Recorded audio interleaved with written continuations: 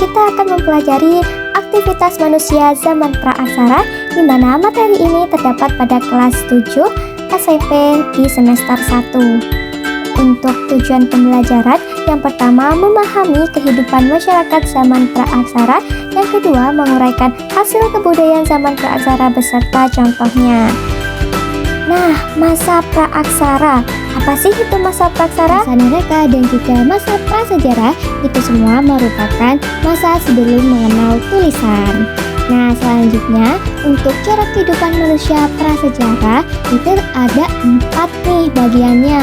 Yang pertama itu masa berburu dan mengumpulkan makanan pada tingkat sederhana.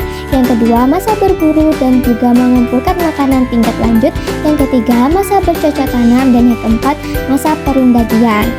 Yang pertama, masa berburu dan mengumpulkan makanan tingkat sederhana, di mana masa berburu dan juga mengumpulkan makanan tingkat sederhana ini merupakan sesaman dengan masa Paleolitikum, di mana masa Paleolitikum ini merupakan zaman batu tua, dan di situ ditemukan alat-alat yang digunakan pada manusia purba itu masih berupa batu-batu kasar. Nah, itu merupakan di zaman Paleolitikum, di mana untuk memenuhi kebutuhannya itu sangat bergantung pada alam nih. Jadi mereka berdiam diri di alam. Jadi bagaimana ya aktivitas manusia pada zaman itu?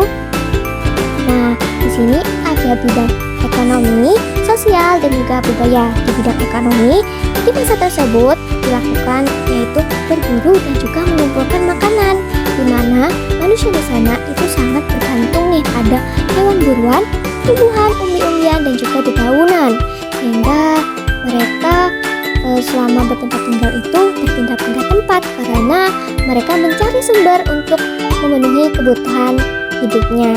Pada segi sosial, mereka hidup secara nomaden, berpindah-pindah dari misalkan ke padang rumput maupun ke pantai, dan hidupnya mereka tuh berkelompok, dan juga mereka sudah mengenal pembagian kerja. Misalkan laki-laki itu kerjanya berburu, perempuan itu mengumpulkan umbi-umbian dan juga daunan. Pada sektor budaya, mereka sudah menggunakan yang namanya peralatan. Nah, peralatan itu merupakan batu kasar, seperti juga alat batu inti, contohnya kapak genggam, kapak perimbas, dan juga penetak. Ada alat sepi seperti pisau, pelaut, burdi, dan juga penetak tanah. Nah, yang terakhir adalah alat dari tulang dan juga kayu. Selanjutnya merupakan alat yang digunakan pada masa ini. Yang pertama ada kapak perimbas, ada pebel, kapak genggam, flex, dan juga alat tulang dari binatang, di mana semua alat-alat ini masih sangat kasar dan kegunaannya untuk berburu, menguliti kulit dari hewan yang sudah mereka berburu. Jadi itu dia alat yang digunakan pada masa itu. Terima kasih, sampai jumpa di materi kita yang kedua. Bye-bye.